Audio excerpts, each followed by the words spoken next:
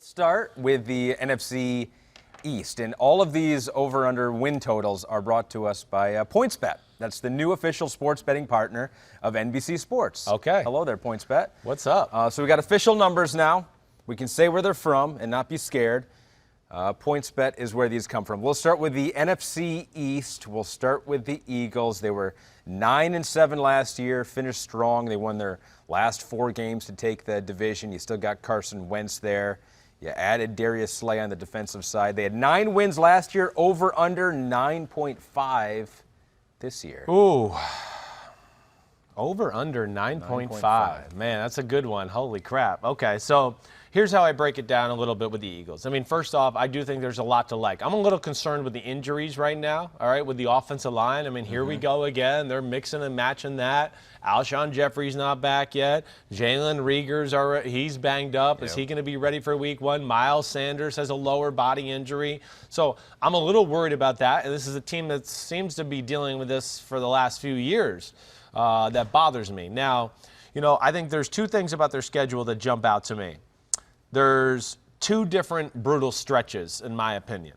Weeks 4 through 6, weeks 4 through 6, when they got to go to at the 49ers, at the Steelers, and then Baltimore at home. Yeah. I go, whoa, that's a pretty tough stretch. And then when you look at weeks 11 through 14, you know, where we're talking about playoff seeding or, you know, will they get in the playoffs? And you go at the Browns, Seahawks, at the Packers, Saints. Sure. At the Cardinals, which I know they're better than the Cardinals, but that ain't going to be no cupcake with Kyler Murray in that offense.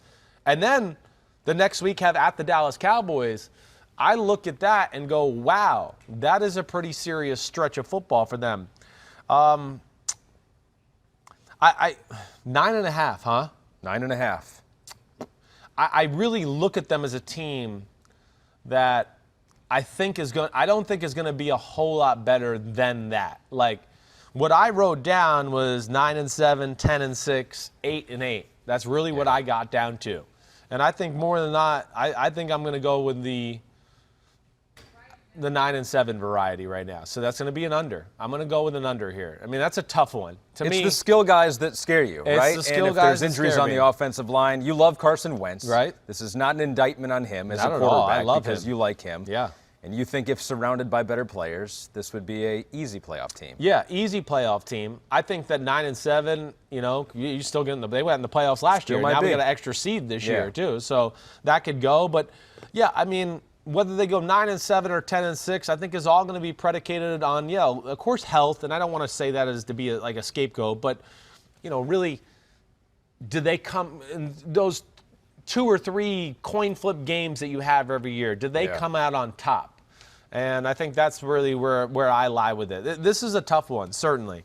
You know, and the fact that they're playing 2 tough divisions. Yeah. You know, the AFC North and the NFC West this year for these NFC's teams. And that's where I look at it tough. So, and the fact that I'm going to go under. The Giants might be better. You're going under because the Giants might be better. Cowboys, you think, might have a better record. I do. Washington could be I think they're going to be better, right. So I think they're going to be better, no doubt about it. Like, if the Eagles are playing the way they were playing down the stretch, you know, and how they beat the Giants last year, I don't think they're going to pull those out this year. But we'll see. I mean, I'm really, the Eagles are a team I'm a little stuck with. I don't know what to quite think of them. But yes, Brandon Brooks being hurt, now Andre Dillard, Jason Peters at right guard, who's going to be the left tackle? That concerns me. Too many injuries. Yeah. I'll go with you. I'll go under there. You're going to go under? We agree. Okay. We go under. So that's a good start if you wanted to go under on the NFC. You got under on the Eagles. But I have a feeling you're going to go over on this next team. Probably. Cowboys were 8-8 last year. Jason Garrett is gone. Mike McCarthy is there, who went 125-77 in his 13 seasons with Green Bay. Won a Super Bowl, so has had a lot of success here as a head coach. That offense was awesome last year. Defense, you know, injuries always a concern on that side of the ball, but they weren't too bad. They're over-under. They were 8-8 last year. They're over-under 9.5. Damn, so it's the same. Man. Same as the Eagles, yep. Well, I'm going over, Yep. just so we can get that. I mean, I look at them as being a 10-6, 11-5 football team. Clearly, I do. And then maybe, hey, listen, like we talked about, and what a lot of this comes down to is those 2 or 3 games. Do you win at the end or do you lose at the end? That could be the difference between you going 10-6 or 12-4 or 9-7 or 11-5. You know what I mean? So, but I think the thing I look at the Cowboys is we know the team's talented. Yep. I think the new coaches are worth a win or two in themselves. I think Mike McCarthy, as you've heard me say, will have more complementary game plans. The defense is going to be more game-to-game, game plan specific with Mike Nolan, so you're not going to always know what you're getting from them. I love all that. You got CeeDee Lamb. Are you kidding me in the top 20 picks? That's insane. A team that didn't need him, but now they got him. You know, their second-round pick I really liked. I want to make sure I hit everybody. I just want to make sure I'm not missing anybody in free agency or anything like that. But you got Everson Griffin on the defensive side, which was huge for them. Huge. I would say that was probably the last thing they needed for their roster was just go, you know, they need another guy on the edge there. And then maybe safety, that other safety, and that's why you hear Earl Thomas. I mean, after that, I don't look at a whole lot of weak spots of this football team. What about running the ball, though? I know Zeke last year, and I looked up this one stat, had a career low 4 rushes for 20-plus yards last year. Didn't have that explosion that we've seen in the past. No. They were elite in the passing game. They had a great offense. They led the NFL in yards per game. Running the ball wasn't as explosive. No. I mean, you know, that's where I want to push back with people with the Leonard Fournette conversation. I want to go, wait, here's Ezekiel Elliott with, the second or third best offensive line in football? And he got 4.5 yards per carry and had an awesome quarterback and 2 awesome receivers? And yet Fournette, who has 4.3 yards per carry, with none of that around him, we don't give him credit. You know, and it wasn't as good a year as what it should be for Ezekiel Elliott. You heard me say that a lot of times. I think there were some holes where I go, damn, I think if Leonard Fournette had that hole, it would have been a 60-yard touchdown. And instead it was a 20-yard gain from Ezekiel Elliott. So I need to see him capitalize on more that was there to be had. I think this is the biggest thing that jumps out to me, though, with them. I don't look at their schedule and ever look at any one stretch to be brutal. Like brutal, where I just look at, you know, again, I know it's tough, but I'm not sure there's a brutal stretch that I look at, like we'll talk about with some of these other teams, where I go, whoa, think about this. They're on the road for 4 to 6 games against these teams. I mean, I don't know. You tell me. No. If you think there's a stretch there that looks, hey, there's 2 out of 3 games. Oh, the Ravens at the Bengals and then the 49ers, week 13. But it's not 3 games. It's not a stretch. You know what I'm trying to say there? Yeah. You know, so I never see more than maybe back-to-back weeks of me going, okay, it's questionable whether Dallas is definitely the best team on the field today. You know, the Rams, hey, that'll be an interesting one. Falcons, you know, that might be their toughest stretch, is really right off the bat. Right off the bat. Because the Falcons are going to be raring to go. And they're going to try to, you know, we know the Seahawks are going to be good. And then you got the Browns. And the Browns, of course, are talented as hell. So I think that's probably the stretch I look at to go, that's the most brutal. But I just think there's too many positives with this Cowboys team. I think they're going to win the NFC East this year. I'm agreeing with you. Over for the Dallas Cowboys. Yeah, you're right. That schedule doesn't. You have breaks. It just doesn't. You there's have not. breaks. We'll talk about some You're other not gonna teams get beat here down. where I'm going to go, whoa, this team has 6 games in a row where I go, holy crap. So I go over there too. So we've agreed on the first 2. I'm going to try to disagree on this next one then. Okay. The New York Giants. A lot of hope for the New York Giants this year on a team that many people think will be improved. You have Joe Judge, the 38-year-old, first year as a head coach coming over from New England. Daniel Jones, can he make the next step? Defense was not good last year. Gave up the 3rd most points per game. They won 4 last year. And their win totals, Chris, the last 3 seasons, 3, 5, and then last year 4. Their over-under is 6.5. So I am going to go first here, and I'm going to go under. I'm going to go under for the Giants. I'm going under too. You are? Yeah, I am. You know, I wrote down 6-10, 5-11, 7-9. So 7-9 was like, okay, I went through the schedule and I looked at it and went, this is like best case scenario, 7-9. And I don't think I really expect best case scenario to happen in a year like this. New coaching staff. Listen, this isn't Mike McCarthy who's been a head coach. It's the guy who's going to be a first-time head coach to what you're saying. And now it's a new system with a second-year quarterback who's in his second system. And a Saquon Barkley who's a third-year running back in his second system. So to me, the way this year's set up with the pandemic and everything, it's not in their favor from that standpoint. I think that's the thing. And then the other thing I'll say for a team that just goes through all of that, like they got a tough start of the schedule. Here we go. Steelers at home. I mean, we're all looking at the Steelers going, watch out for them this year. At Chicago, you know, again, I'm not saying Chicago's significantly better, but to go to Chicago with that defense, that's not going to be easy. Of course, the 49ers, and then at the Rams, I know the Rams aren't going to be, I don't know how awesome they're going to be.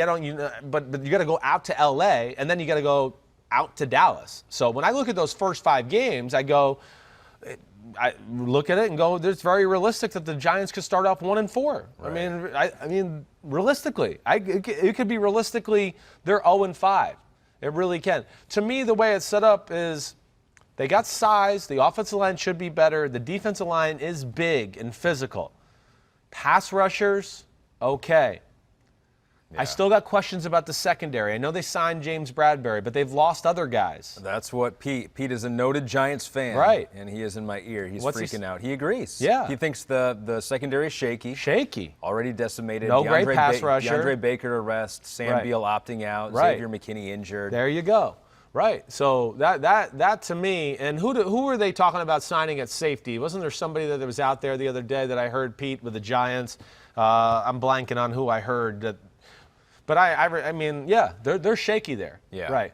Hey, they've improved the linebacker position and all that, but I just don't know if the defense is going to be markedly better to where I go, this team will be better. No, I think they're implementing a new system too. They're going to be trying to play that New England scheme. So I just think when all of that lines up, I just look at it and go, I feel bad for my G-men. Oh, Logan Ryan, which is a great pick because he can do a great signing. He can do everything. So that makes sense. So Giants fans, okay, if you tell them you're going to have a bad year, that's one thing.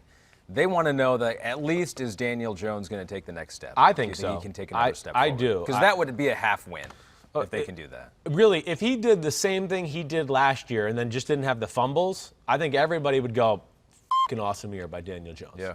I saw Dave Gettleman, he made a few quotes earlier in the week about, the guy did some special things last year.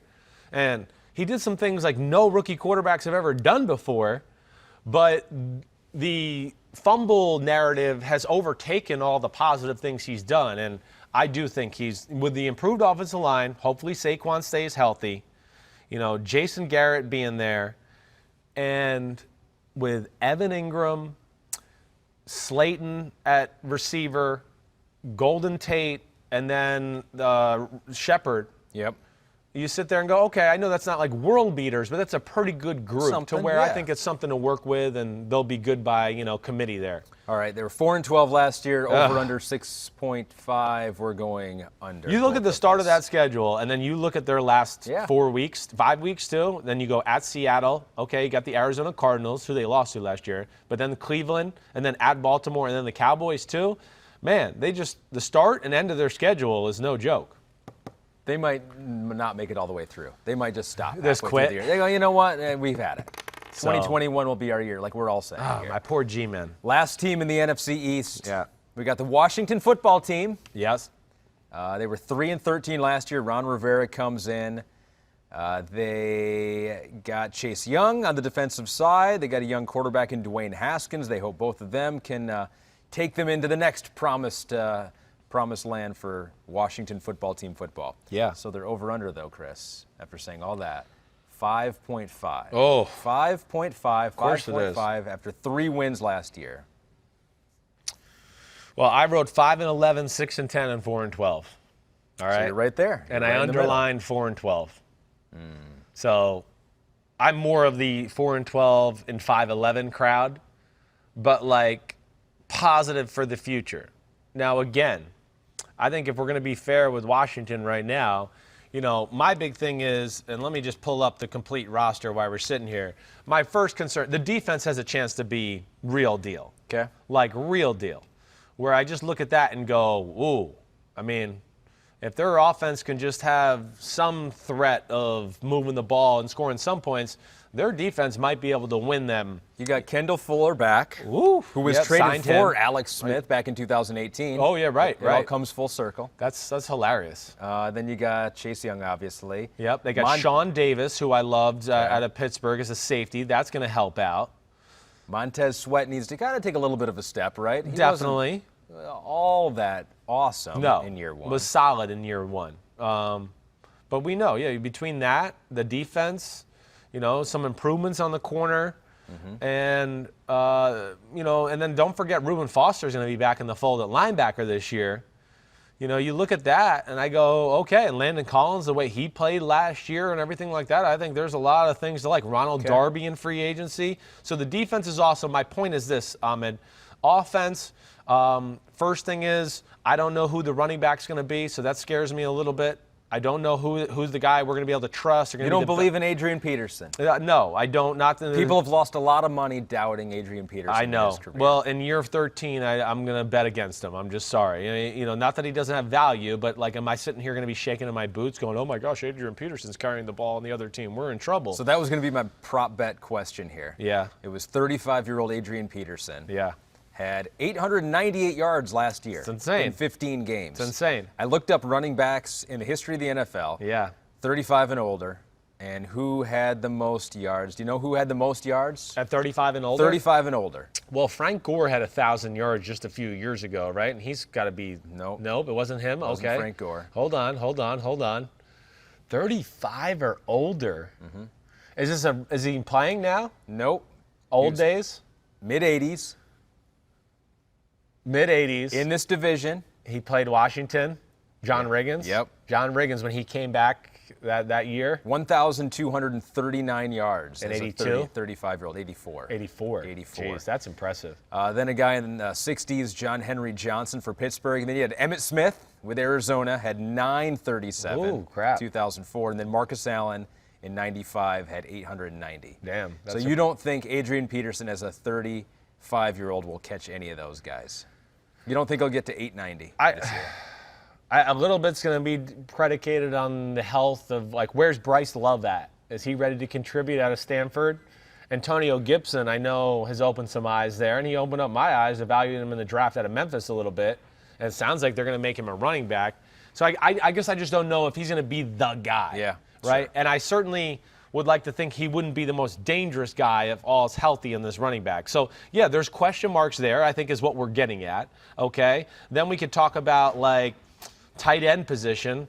I know Logan Thomas seems to be making some noise out there as far as that, but there's nothing really proven there. Yeah. And then we go into wide receiver, and I sit there and go, okay, we got Terry McLaurin, who could be a superstar. Yep. Other guys with potential, but that's all it is to this point. Right. So there's nobody else, and that's really where my big problem with them is. I could see them being a pain in the butt and losing so many 17-13 games, 20-14 type football games, just because they're 2 or 3 playmakers short on offense from having a dangerous offense. I'll go under as well. So we Okay. agreed all the way through the NFC East. Bam. Moving on to the NFC North. Let's do it. Start with the Green Bay Packers. Won 13 games last year. Second year for head coach Matt LaFleur. Offense was not very Aaron Rodgers-like. You're 15th in points per game last year, 18th in yards per play. So that wasn't great. Defense was middle of the pack, too, which is kind of crazy. They won 13 games. It's amazing. It doesn't even match up. That's why it's like, I think that's part of the reason why you and I made comments like this is one of the more underwhelming 13-3 teams we've ever seen before. So they're over-under this year all the way down to 8.5. Whoa. All the way down to 8.5. Yep. Well, damn. That's Holy low. crap. That's lower than I thought it would have been. I agreed. Much lower. Damn. So you were ready for it to be like 11 I or was afraid 10.5. there's like 9.5 or 10 and and 10, something there. Yes. 8.5. 8.5. Wow. So what were the records you sketched out for? I wrote 9-7, 10-6, 8-8 when I went through my little Chris Simms rundowns of how I think the schedule could go. Okay, hey, let's just talk about the schedule as it works out. They have a chance, start of the year, Minnesota, Detroit. Listen, I think those are winnable games, but they're division games. And, of course, people in the divisions are treated differently, studied differently, so they're a little scary there. But what really jumped out to me about their schedule was weeks 3 through 9 at the Saints, Falcons at home.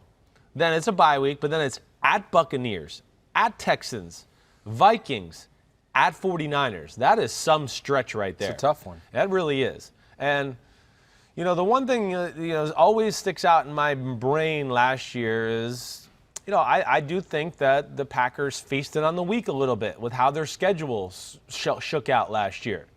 Really, when you look at their schedule last year, I think we did look at it, right? We did, right? They beat the Vikings a couple times. It was the only playoff team they beat. Cowboys they beat, but they were not a playoff team. And they beat the Chiefs without Patrick Mahomes. So those were the Vikings twice and the Chiefs were the only two playoff teams they beat. And I'd like to think that if Patrick Mahomes is playing, they don't win that game. Yeah. So I think that's where, I think it'll be a different year. I do think their division is better too. I think so too. Right? This is a tough division for me because I don't think there's one team that just significantly jumps out. I think Green Bay jumps out the most only because of the quarterback. Only because I just go, if he's playing any one of these three teams and it's a 7-point or less game, Green Bay is going to win as far as the division's concerned. Just the way I feel about it. Yeah. And they're giving him a running, or they're trying to give him a running game. Aaron Jones was good last year. Right. A.J. Dillon coming in. I got a prop bet for you on this one. Yeah. Even before we've gotten to your over/under. 250 yards per game is what Aaron Rodgers had last year. Second fewest he's had in a 16-game season in his career. Right. Does he go over that or under that this year? I think he's going to go over that. So he'll throw for more yards per game. I think he's going to be, come back a year. I would think between the motivation, another year in the offensive system, and I heard him say things like he studied himself. Matt LaFleur saying, we need to find more ways to get explosive plays. I think he'll push the envelope in the pass game a little bit more. And what you've heard me say, I think he needs to do that. So it all leads to this. We've built up the drama enough. Pete notes they were 9-1 in games decided by 8 points or fewer last year. That's what's scary. Aaron Rodgers is the only scary thing about this. I mean, but 8.5 is low. I know. Seems I'm low. going to go over, but I'm going barely over. I'm going barely over. It's like I do. I think they're a 9-7 team. That's why I wrote that first. I think they're a 9-7 football team. You got to play the AFC South this year. That's not going to be easy. Texans, Colts, and Titans. I think their division's better, as we've talked about. And then they are playing the AFC South. And, of course, we know the AFC South and the NFC South are very damn good. I want to disagree with you for the first time today. Yeah. But Aaron Rodgers 8.5 getting 9 wins seems like he can do that. I agree. Even in a bad year. I agree. Even if things are falling apart, seems like he can get 9 wins in a bad year. Yeah. It's really, I don't know if I think they're a 9-7, 10-6 football team, but I think they're really probably like a 7-9 football team that can go 9-7 or 10-6 because of Aaron Rodgers. All right, I'll go over with you again there. Okay. Even though I'm getting really uncomfortable agreeing so many times. I like you. Vikings, who I know from doing the show with you, you're a little down on the Vikings. They had 10 wins last year. They had to make some moves. This is their window to win. They have determined that this is their time, but they have some salary cap issues. They had to trade Stephon Diggs. He's out of there. Kevin Stefanski goes to Cleveland, so Gary Kubiak taking over as the offensive coordinator. Defense, there's been a lot of turnover on the defensive side of the ball. That's right. So this is a roster that is big time in flux, still has some talent. 10 wins last year, over under, Chris, 8.5. Oh, wow, they're right there with Green Bay, huh? Well, I can tell you I'm going under here right now. Okay. I'm going under. I think they're a 7-9, 8-8 football team. That's the way I look at it. The first thing I'm going to tell you is, holy tough start, Batman. Green Bay at the Colts, Tennessee Titans at the Texans, Seattle Seahawks at Seattle, Atlanta Falcons at Green Bay. Everybody there made the playoffs except for the Falcons, and the Falcons ended the season on a 6-1 tear to end the season last year. And, of course, we know they have superstar talent in Atlanta. If they could stay healthy, watch the out. So when I look at that schedule with new pieces on defense, young guys at corner, all of those things, and everybody getting another year to digest the Gary Kubiak, what they want to do on offense, and of course, Stephon Diggs not being there and having that explosive element. Yeah, I think they're going to get off to a tough start. They'll battle. They're going to still be a pain in the butt to deal with. I just think it's a year where they're a little caught in the transition of their football team. They are. Yeah. I mean, especially on the defensive side. And you think Mike Zimmer, defensive-minded guy, they can figure it out. They can get the right pieces in there. But, they just lost so much. I mean, they still have Eric Kendricks in the middle of that defense, but their top 3 corners from last year, Xavier Rhodes, Trey Waynes, Mackenzie Alexander, gone. Linval Joseph, Everson Griffin, gone. It just seems like, even with Yannick Ngakoue, if he comes in there, it's like, That's a lot of moving parts. It's a lot of moving parts. To meld into a year where it's going to be tough to meld these moving parts, I feel like. Exactly right. I think that's exactly right. And they signed Michael Pierce, and he opted out of COVID-19. Yeah. So that hurts. It does. And that's why they went and traded and got Yannick Ngakoue, because I think he realized, whoa, I got 3 new corners in here. Whoa. My defensive line looks real freaking average. I need to get one more stud in here. We better get to the quarterback fast. Right. We got to get something else there. So, hey, Jaleel Johnson, I think it's Jalen Holmes. They got a few other guys that have some potential as interior D linemen that got to show up for them. But yeah, they've and honestly, between the start, some of the things we just mentioned, and that they've been an every other year playoff team for like the last 6 years or so, this is the year they don't make it. And I'm just going to go when they don't make it. All right, I'm going under 2. Okay. Damn, you copycat. Well, it's hard to argue with that there. Yeah. It's hard to argue with that. Yeah. But here we might have a disagreement here. I have a good feeling about this one. Mm-hmm. And I'll go first so you can copy me. Please. I did go first one time. You did. I think you went twice actually so far. So you've copied me a couple times. Okay. Chicago Bears, 8-8 last year. It wasn't that long ago they were 12-4. That was just the previous year. No. Seemed to be going in the wrong direction there. You got a quarterback battle with Nick Foles, Mitchell Trubisky. Last year, that offense was not good. Worst in passing yards per play, second worst in yards per game. Offensive line took a step back. There's some turnover in the secondary, even though you still have Khalil Mack on that defensive side of the football. 8-8 last year. Their over-under is 7.5. I am taking the under on the Bears. I think this will be the year where it all falls apart and they got to just rebuild. 7-5? 7.5. Whoa. 7.5 for the Bears. Whoa. Why would you think it was going to be? I don't know. I thought it was a little low. I thought they might be 8 or 8.5 just right there with them. Yeah. Why do you like them? I don't know. The Bears, to me, are the hardest team to get a feel for a little bit. I love their defense, to answer your question. Their defense is, to me, it's Super Bowl caliber. Like, it's truly a defense that if you just have a little offense to help out, they can almost win you games by themselves.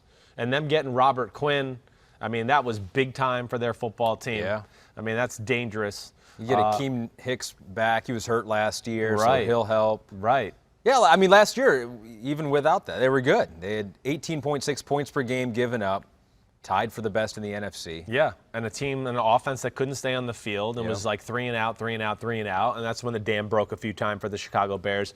I think they're going to be better this year. I do think they're going to be better. Last year, well, listen, I don't know, they were 8-8 last year. I think they're going to be right around that again. I just don't know. I wish I had some preseason football to look at, like, just the quarterback situation. Or is Matt Nagy have a different approach? Because to me, those are the 2 biggest questions I have about the team.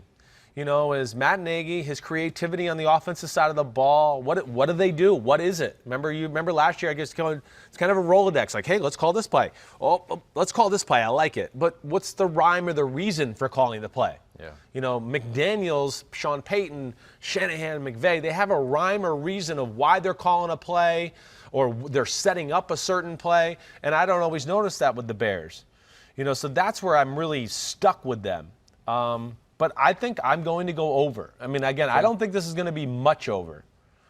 If Matt Nagy in the run game can just be a little bit better, though, I wouldn't sit here and go, I'm shocked the Bears won the NFC North. I wouldn't, because I just don't think the division's that great. No one team is that great. And like you said, it was only 2 years ago, and they were 12-4. Yep. Yeah. So it's a tough team to look at here. If Nick Foles is the quarterback or Mitchell Trubisky is the quarterback, does that change your feeling on the team at all? Yeah, I feel more confident in Nick Foles to start the year. Okay. I do. Yeah, I just, as a pure pocket passer, doing things the right way, making big throws in the pocket, I think he's clearly better than Mitchell Trubisky. Yeah, I do. Trubisky has more talent, but can that translate into being a better quarterback? I don't know. We haven't seen that yet, and that's where I don't know. And again, I have questions too. If you want to, the running back position. I love Tariq Cohen, but he's not their everyday bell cow guy. Sure. I know they're excited about David Montgomery, which again is another one to me where back to the Leonard Fournette thing. He averages 3.9 yards per carry. Everybody's excited about him, but Leonard Fournette's shit. I don't understand that. I don't. And I would sit there and go, there was less support around Leonard Fournette, but yet we're excited about David. This is where I just get baffled in the NFL social media world sometimes. But so our first disagreement here. You go over, I go under with the Bears. I think it's going to fall apart for them this year, which leads us to the last team in the. Damn, I only have 10% battery power on your computer. Yeah, oh, no, I should be okay then. I think I'll make it work. Okay, yeah. We can do this. Lions here. They were 3-12-1 last year. Which was, you think the Lions are like, yeah, there's the Lions for you. But the last 5 years, they've been a 7-win team, a 9-win team, a 9-win team, which is like in Detroit winning the Super Bowl. That's like hey, we did it. We have a parade when we win 9 games. Then 6 and then 3. And so last year was a down year. Matt Stafford got hurt halfway through the year. That didn't help. And it also didn't help that the defense was terrible. I mean, the defense just gave up a ton of points, ton of yards, almost the horrible pass defense. That can't happen again. You can't be a defensive coordinator, head coach, and have a pass defense that's How does that happen? It seems like that does happen more times than not, where you got an offensive guy goes in, and all of a sudden the offense is crap, and then you got a defensive guy that goes in, and you got to be able to They get away from what got them there. Yeah. I've argued this for years. Like, hey, you got the job because you're an offensive genius. Hey, somebody else call the plays. Yeah, you do the offensive game planning.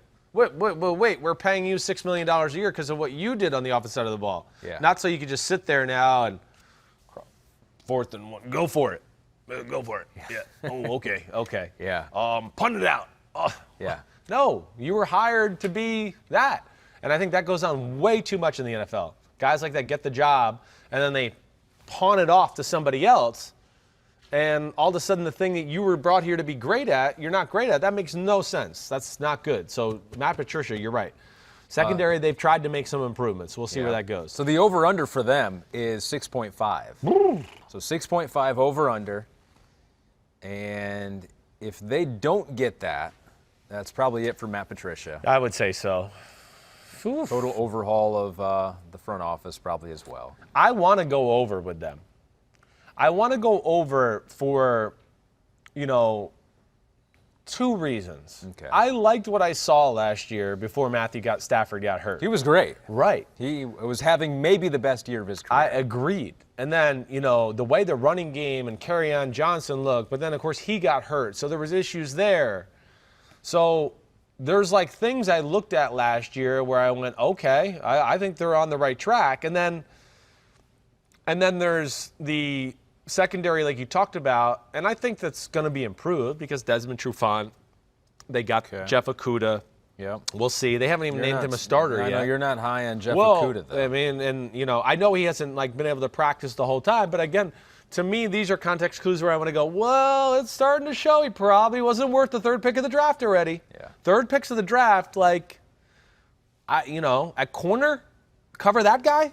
And that's slam dunk. Oh, it's day 1. You're the 3rd pick of the draft. You're starting. The fact that you're having that conversation to me is not a good look. And then you got Jamie Collins. Yes, big time. Danny Shelton, a little bit big, some size up front. They're going to be big on the defensive side of the ball. Got Trey Flowers from last year. Yeah, I don't know if this is playoffs. I'm going over on the 6.5 though because I'm going to bet Stafford stays healthy. And him with Galladay and Marvin Jones and T.J. Hawkinson, I think that's a really underrated fucking amazing trio, let alone the 2 running backs they got with Johnson and DeAndre Swift. I think the defense is better, and then the desperation factor. The desperation factor of Matt Patricia, Bob Quinn. This is it. And maybe even Matt Stafford. It could be. Right? I mean, I know we talked about this a few weeks ago, where if this is a bad year, Detroit might just go, okay, hey, Matt, you were awesome for us. You did a lot of great things, but we got to start a new regime. It just didn't work, whatever. And I feel like they could get a lot from Matt Stafford. Probably. I mean, there's a lot of teams that would want to Matt Stafford. I think there's a good chance of that. So I'm going to go over. Okay, you go over. I'll go under. Okay. So that I can't lose. So either way, if they go over, I'll be happy. I'll be like, good. That was a good year. And if they go under, I'll be like, I'm happy. I beat Chris. I knew they were going to suck. Right. So we got the Detroit Lions there. You go over. I go under 6.5. NFC wins. North is a tough division this year. I mean, I'm picking Green Bay, I guess, just because of Aaron Rodgers. Yeah. But I don't know necessarily if I feel like, that great about it.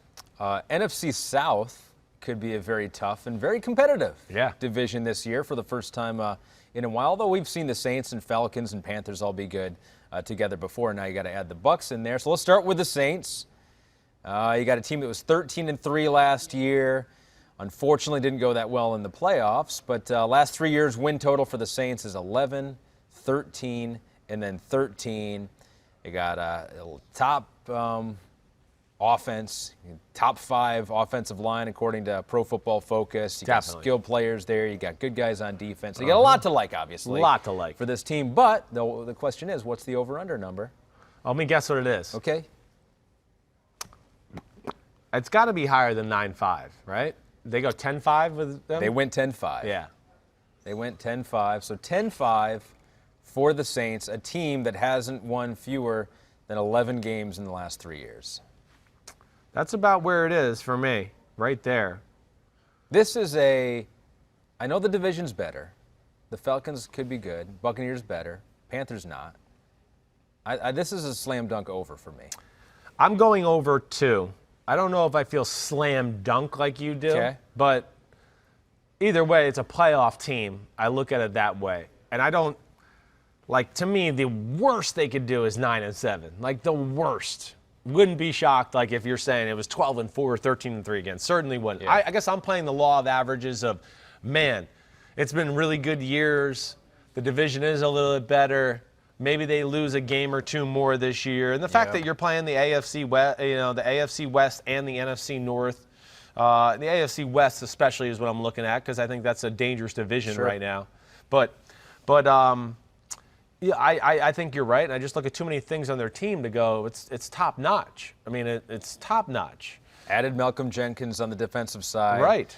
Pro Football Focus loves DeMario Davis. They had him as the top-ranked linebacker last year. Well, I mean, I don't know if I would say he's the top, but he's really freaking good. Yeah. I mean, he is. Him paired with, let's say, Zach Bond now, as far as their second-round pick out of Wisconsin, that excites me. The secondary, Malcolm Jenkins. You got Marshawn Lattimore. There's a lot to like there. And, of course, their defensive line, to me, is one of the most physical units in all of football. And if they can just get something from Marcus Davenport to be another big-time pass rusher, I would go, whoa, that defense could go from, being really, really good to great. Yep. And that's the only thing they're missing on that side of the ball. And you mentioned the offense. They got just about everything. So you're going over. I'm going over. The one thing I just say this that jumps out to me with them is weeks 8 through 16. At the Bears, at the Bucs, 49ers at home, Falcons at home, at the Broncos. We know they're going to be improved, the Broncos. At the Falcons, at the Eagles. Yeah. Kansas City come home. Yeah. Minnesota Vikings. Come home. And not easy. That's not an easy stretch. That is one tough game after another there, whether it's on the road or teams that are up and coming. When I see stuff like that, too, and I think about a team like the Saints, if a team that has been historically bad, like the Lions has a stretch like that, I'm like, that's where it all falls apart. Because you're like, oh, here we go again. Right. But when you have a team like the Saints that are used to so much winning, it feels like it's harder to get into those ruts where it's just like, oh, here we lose 3, 4 in a row. Yeah. Just because it feels like, as a team, that's not what we do. No. We don't run into stretches like this. It's battle tested. I think that's what you're talking about. They're never they're not like, oh gosh, we got to go on the road 3 weeks in a row. Here it goes. Here's where we lose a bunch. Yeah, right. No, they're more like. And the game starts out and you're down 7-0. You're like, oh, here it goes again. Yeah, they're more of we'll find a way to pull it out. And then they also know their coach is going to have a few tricks up his sleeve to pull it out too. Yeah, you're right. They've had a few stretches like this. One that'll jump out to me just to get off base for 2 seconds. Okay. In 2018, they had a stretch like this where I went, ooh, man, this could be Strugglesville for them a little bit. They had to go, let's see, where I got it. It was at Baltimore, at Minnesota, then the Rams. And I went oh, that'll be tough. They went 3-0. Yeah. And they went to Baltimore, and this is they out-Baltimored Baltimore. And that's, to me, was impressive. That's what's impressive about New Orleans. New Orleans can get in a shootout with you and throw for 400 yards and win a game, or they can go, oh, you want to play a slugfest, Baltimore? Oh, yeah, we'll put Taysom Hill back here and we'll just run it down your throat all game. We're not going to be bullied by you. And they won that game. So they have so many ways they can win games, too. Yep. They're very versatile that way, and the talent's good. And, I expect them to be in the upper echelon. We saw him last year win games even without Drew Echelons Brees. or echelon? Echelon. What did you say? Echelons. Echelons. I say that a lot. Yeah. Echelon. Yeah. I think. Pete confirms that. No, you're right. And if Drew Brees goes down this year, it's not Teddy Bridgewater, but they got Jameis Winston and Taysom Hill. Yep. Two talented quarterbacks. Well, it just tells you how good their team was, too. I mean, hey, one of the greatest quarterbacks of all time goes down, we'll go 5-0 without him. It's amazing. All right, so we both go over with the Saints. Now we got the Falcons, who were 7-9 last year. It doesn't really tell the story of their season. They started 1-7. They finished the year 6-2 with wins at New Orleans, at San Francisco. So it wasn't like they were cupcake wins. No, they were not. Some hard wins. They got a difficult schedule as well. Defensively, maybe you got some questions. Offensive line, there were serious issues last year protecting Matt Ryan. Serious. But 7 wins last year. Their over-under is 7.5. 7.5. I'm going over here for sure. To me, I'm going to go over too. There's no doubt in my mind they get more than 7.5 if they stay healthy. That's the only thing that holds them back. Offensive line, though, that seems like that can totally wreck you. You can have all the skill players in the world. Yep. But if you can't get anything from your offensive line, you're in trouble. And to me, that's where I'm expecting an improvement from their team here this year. Those 2 first-round picks from last year, from 2019, Lindstrom and McGarry. Caleb McGarry, right? They both got hurt last year. That was huge. It made them reshuffle. So, I mean, injuries decimated them regardless. They are a very top-heavy team.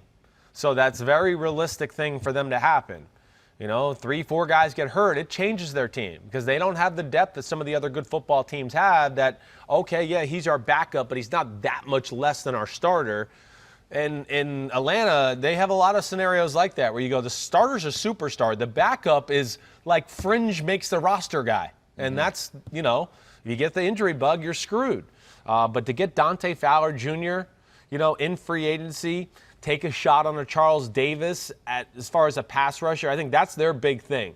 Is who are going to be the guys that can be real, legitimate, awesome pass rushers off the edge for that football team because it's the Seattle scheme, as we've talked about so much. Yeah. And it's predicated on that. So can Todd Gurley help out the offense? We know the passing game's going to be good. I mean, Ahmed, you hit it. It's going to be the O-line, and can the running game give them something?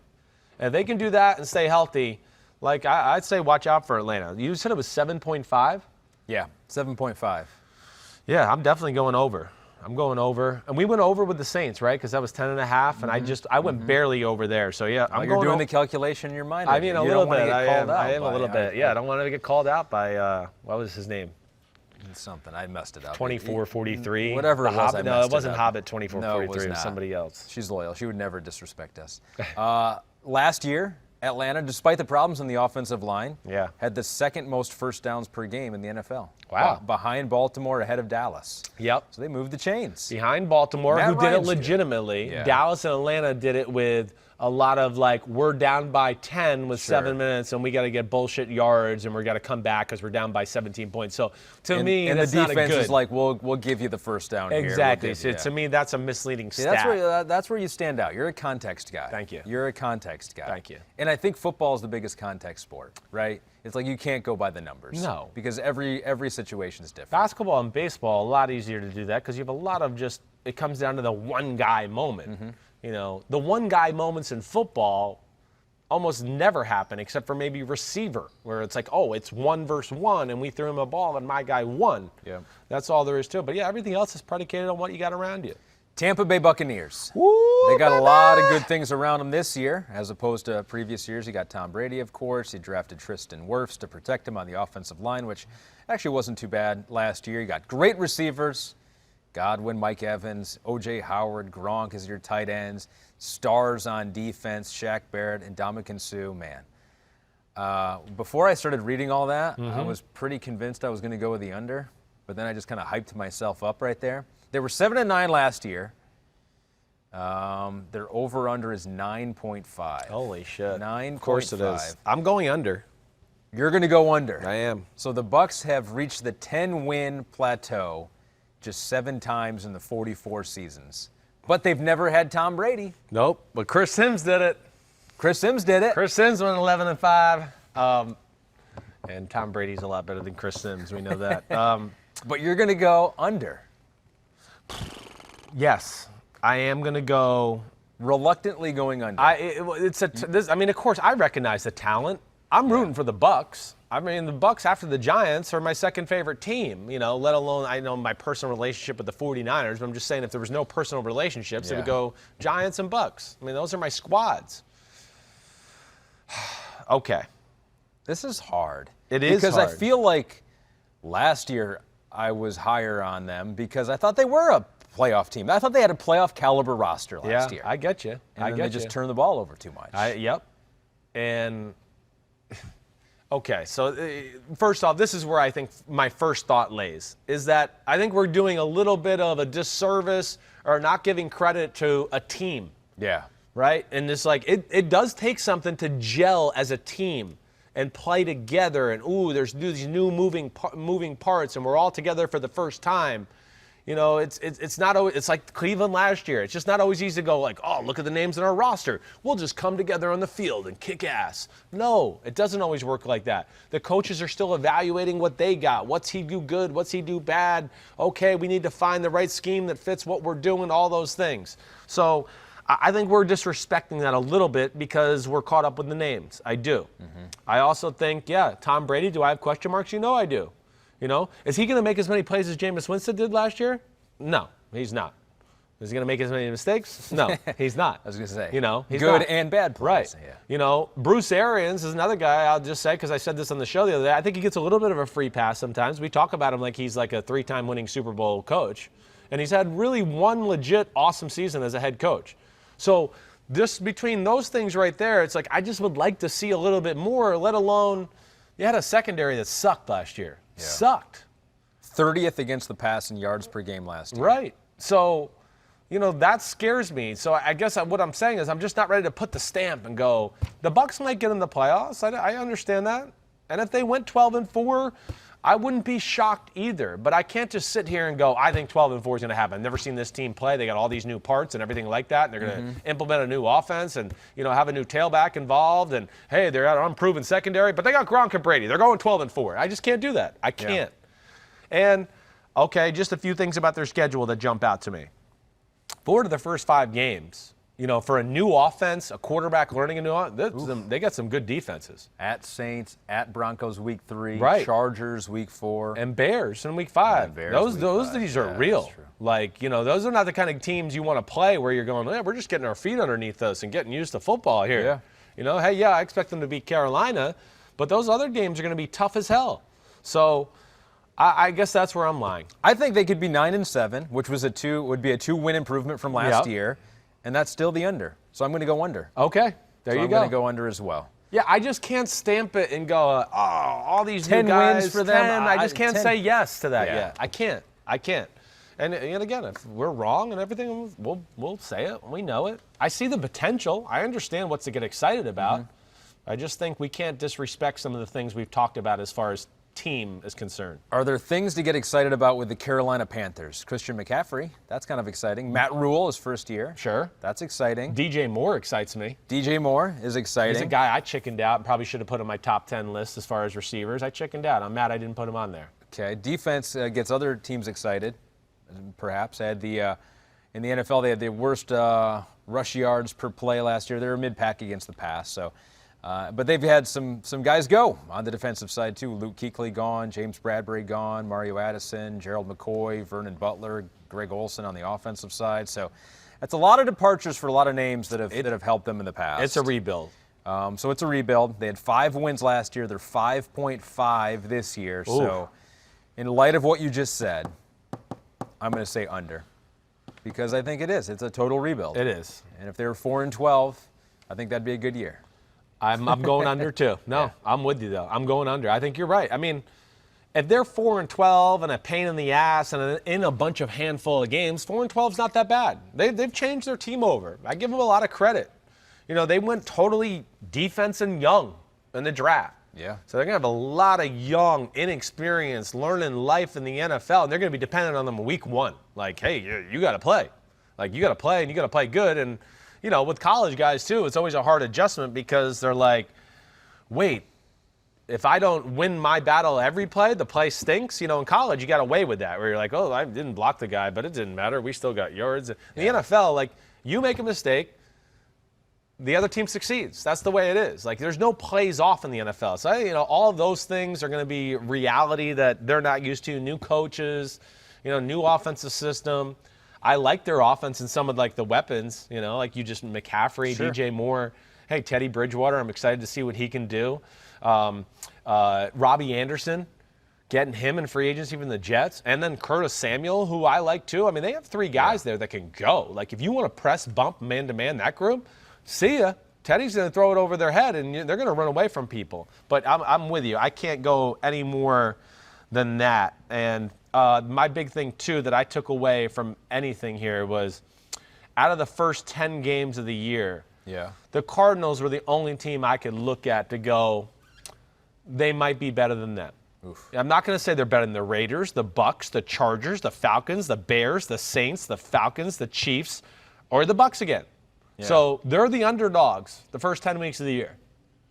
At least in my money they are. Yeah. So that's where I look at it and go, yeah, they might be a pain in the butt and play some close games there, but ultimately, yeah, I'm with you. I think it's a 4-12, 3-13 type year. So I got a prop bet to throw at you here. Okay. Only player with more receptions than Christian McCaffrey last year was Michael Thomas. Yeah. So Michael Thomas had 149. Christian McCaffrey had 116. Right? Yeah. So how many players will have more catches than McCaffrey this year? Right behind him were Keenan Allen had 104. Oh, you're just saying how many players in how many general. players will out-catch McCaffrey? Right. Michael Thomas, I feel confident in saying he probably will again if he stays healthy. Yeah, I think that's fair. I'm cool with that. But then you got Keenan, you got Hopkins, who was behind McCaffrey, you got Edelman, Julio had 99 last year, Allen Robinson, Travis Kelce. So those were all the guys knocking at the doors of, or knocking at the heels of Christian McCaffrey. The only guys that jump to me where I go, ooh, watch out for them. They could maybe challenge this year. And I expect McCaffrey to be number 2, but the next guy's on the list, Keenan Allen and DeAndre Hopkins. And I don't actually, the more I think about it, I'll say Keenan Allen, no, because I think they're going to be a different offense there this year, where they're going to be a little more run-centric. So I'm going to say his totals come down.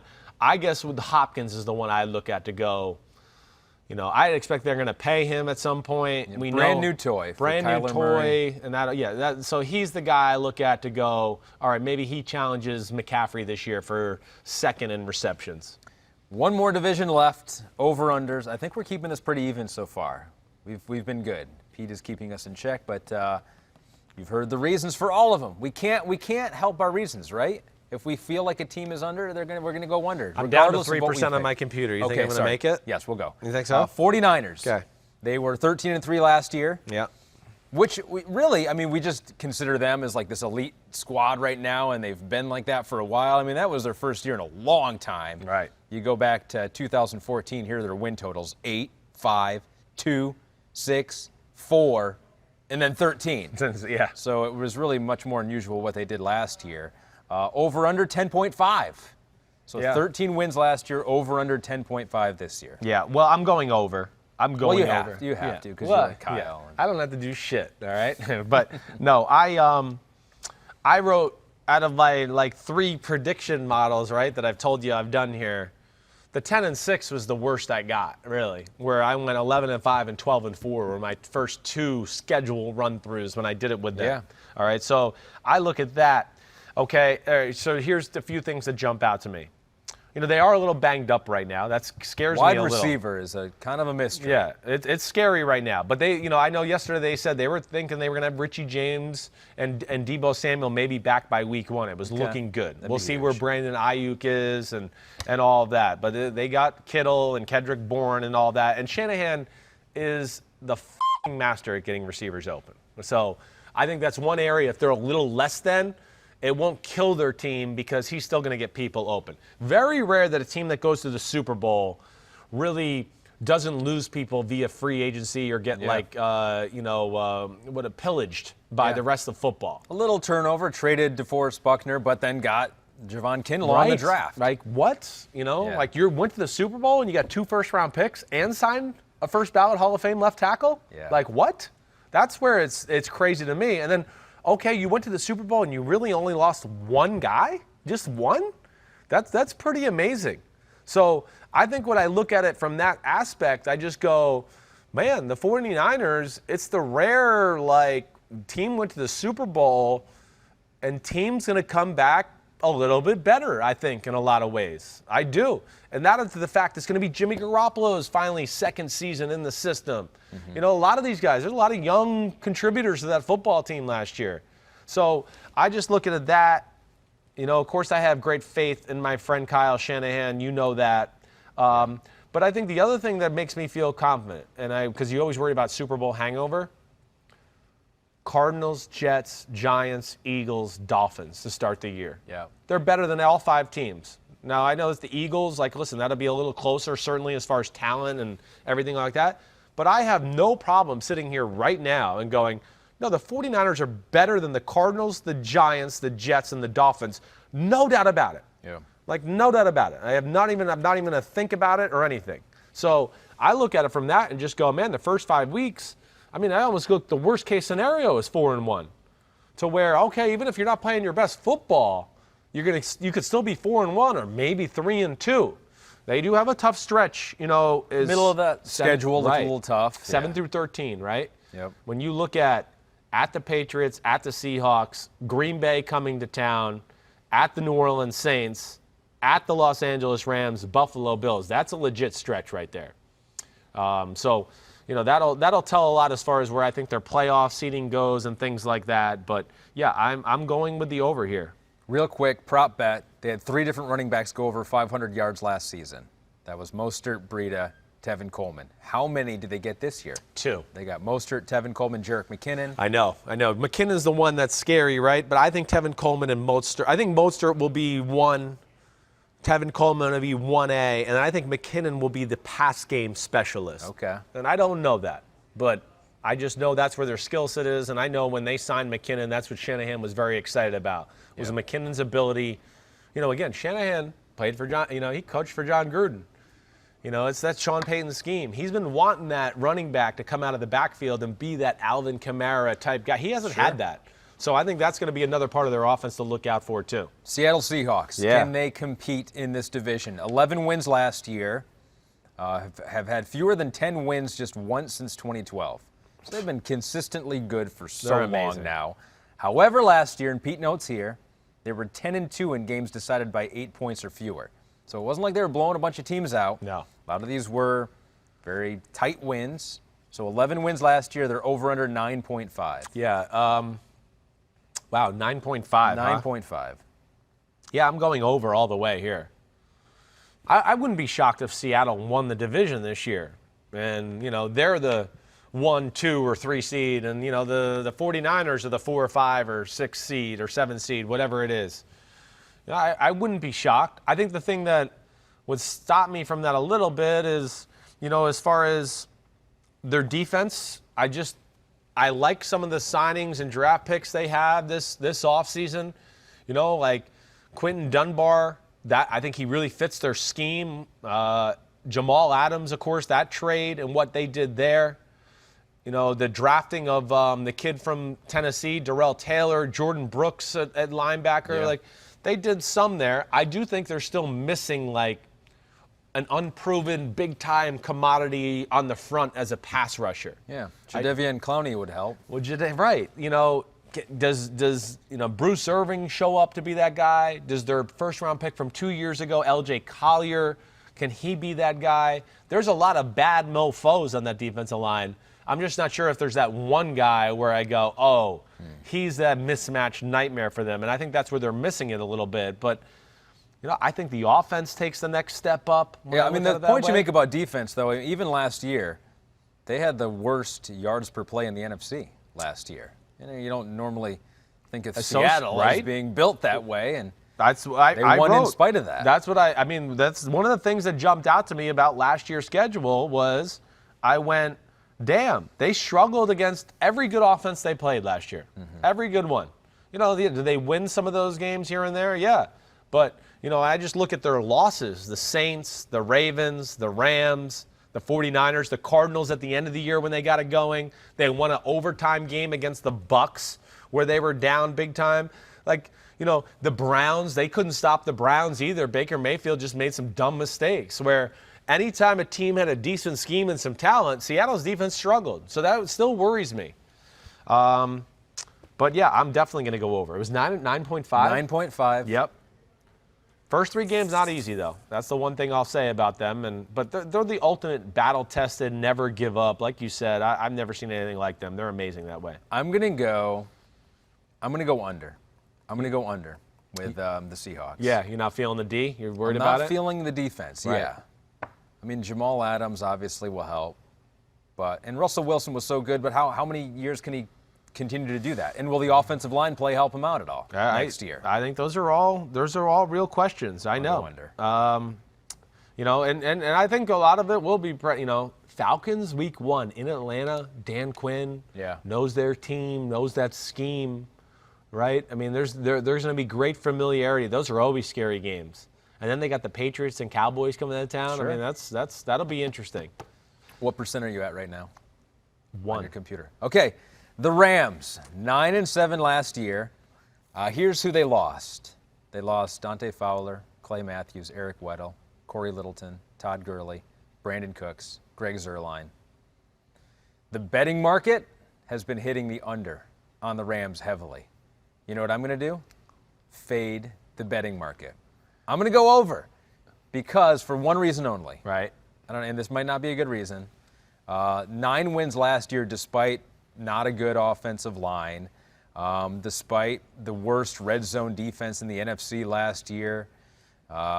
They had some issues last year, and I think I believe in Sean McVay, that he can develop as a head coach here. You mentioned the things last year that they got a little predictable at times. Yeah, definitely. Got to reinvent himself a little bit. Can he do that? I think he definitely can do that. I think he can. Yeah. And so their over-under is 8.5. Oof. I'm going to go with the over. They had 9 wins last year in a year where a lot of things went wrong. It was. But they did lose a lot of players. Gosh. Yeah, I mean, I wrote down 9-7, 8-8, 10-6. Like 10-6 being the best one. 9-7 was, I mean, they're right there in that range. I do think people, to what you're saying, are sleeping on the Rams a little bit. Yeah. I do. I mean, first off, hey, it hurts they lost Corey Littleton. I get that and everything. Who else? Any other big names in free agency they lost there? Like Clay Matthews, I'm not going to sit here and go, no, they're changed. Was any other big names? I know they Brandon Cooks. Gurley's got, Cooks. Hey, Cooks, certainly a good player, but now that Cooper Kupp's back healthy, with Robert Woods, and then Van Jefferson in the draft, who's a really polished NFL-ready receiver. Who's going to be the Robin to Aaron Donald's Batman? Yeah, that's on the defensive well, side. I'm glad you said that. To me, this is where I think people are sleeping on them a little bit. When you talk about Aaron Donald, Michael Brockers, A'Shawn Robinson, who I think is one of the big, bad, scary dudes in football, an interior D-line that nobody knows about, and then Leonard Floyd on the edge, I go, damn, they're going to be able to create some havoc. I know Leonard Floyd didn't live up to his top 10 billing and all that with sacks and all that. He's still a really awesome, good football player. They didn't sign him to a 1-year, $10 million fully guaranteed contract because they thought he was shit, right? So, and I expect the offensive line to be better. But I think the defensive front can really create some havoc on some people. And, of course, their secondary, Jalen Ramsey's a difference maker, and the rest of the secondary is pretty damn good too, to where I think it's, not household names, but there's talent there. Yeah. So you are going to go over. Damn, I think I am. I think All right. You can copy me. That's okay. I'm copying you. Where I worry about them a little bit is 2 different stretches. Okay. First 3 weeks. Like, if you're still trying to figure out, like, what we're talking about, we got a new plan of attack on offense. Cowboys at Eagles at Bills. Right. No fans, though, in Buffalo. No defensive coordinator, new defensive coordinator, all of those things. But, damn, that's Dallas, and then on the road to the East Coast 2 weeks in a row against, pretty 2 good physical football teams. And then the other stretch I just look at is weeks 10 through 12, where I go Seattle Seahawks at Buccaneers, and then the 49ers. Sure. They got the Cardinals sandwiched in between the Patriots. Those will be real stretches there. But in McVay, we trust. I tend to want to think they're going to be better than people. Think so too. I don't know if it means they make the playoffs. What was the record at? 8-5? 8-5? 8.5. 8.5. They were 9-7. I could see them going 9-7 and not making the playoffs. I could see them maybe winning a game or two that we don't expect, and them going 10-6. Yeah. And I could also see them going 8-8. I mean, that's about where I think they are. Final team, Yep. the Arizona Cardinals. Where are they? They were 5-10-1 last year. Patrick Peterson, here's his quote. You ready? Yeah. We have everything you need. If you're trying to build a championship caliber team, we have the players, and I believe this is the type of roster. So he believes in what they have. Kyler Murray, second year, 7.5 is the over-under for the Cardinals. They had 5 wins last year. Vegas is setting the line at 2.5 wins above that. That's pretty healthy. It is. I'm going under, though. Yeah, I agree. I was going to say that. Dang it. So now I'm copying you. As much as I believe in Kyler Murray, and I think they could be better, but I don't think they'll be 2.5 wins better or 3 wins better. I don't know if I'm ready for that yet either. I think it's an organization and everything's pointing up, like with a green arrow, and we're excited and I'm excited. There's a lot to be excited about. DeAndre Hopkins, you got a stud -- receiver. Some other young receivers that are exciting. Kenyon Drake back there in the backfield, and Murray, and that's going to be fun. And hey, just signing Buda Baker, Byron Murphy in year 2. My computer died, by the way. Oh, you're going off the top of your head I here. am. Simmons, as far as first Isaiah round Simmons, pick, right? yep. That's going to change their defense a Still little got bit. Chandler Jones. You got Patrick Peterson. Right. I guess interior D-line and O-line, to me, are going to be a little bit of the issues I'm worried about for their football team. I think that's where I look at it. And then, cover corners. That was an issue, too. Patrick Peterson. I don't know what to think about him anymore. I'm sorry. It was a down year last year. Yeah, coming off of PEDs, so I question whether he was doing PEDs for the last 4 or 5 years. I don't know what to think. So we'll see where that goes. I think that's the question marks to me, too. And let alone they're in a really tough division, and they're really in a second year of almost a rebuild here. Yeah. So I hope people don't expect too much from this team. I like Cliff Kingsbury, and I'm with you. I mean, Kyler Murray, I think it's going to be special. But I wrote 6-10, 7-9, 8-8, and then I even wrote, they could go 5-11 if it went, the wrong way. But the one thing is, let's throw up the schedule, Kristen, if you don't mind, just to look at it, because I thought they have at least a chance to get off to a decent start. They're not going to beat the 49ers, I don't think, but Washington, Lions, Panthers, Jets, right? Jets, wow. Yeah, right? They could be sitting there after 4 or 5 weeks and us going 3-2. They're 3-2. Maybe some miracle they're 4-1. Right. Right. So I do think there's a chance there for them to gain some early confidence and maybe beat that team. But I could also see them going 4-1 and then losing to the Cowboys, losing to the Seahawks, beating the Dolphins, losing to the Bills, losing to the Seahawks, losing to the Patriots, losing to the Rams, beating the Giants, losing to the Eagles, losing to the 49ers, losing to the Rams. I can see that year, we all get excited about them early in the year. And we're like, they're 3-2, they're 4-1. Wait, they've lost 8 in a row now, guys. Yeah. What are they going to do? I can see that totally being a realistic scenario. So you went over on 9 bets. You went under on 7. A little Feel closer good today. about that. A little closer today. Right. And I challenge our guy's math. He doesn't know how much we went over or under. Or under, right? I don't know. We could have undefeated teams and totally defeated teams. Right. But now that guy's got me totally gun shy to want to pick true wins next week for when we pick division winners and go through all that. You're going to have too many playoff teams, aren't you? We're going to get done. You're going to have you got 5 extra playoff teams. 10-6 teams. That doesn't make sense. Okay. Hi, I'm Mike Tirico, and thanks for watching. Make sure to hit subscribe for the latest news and highlights from NBC Sports.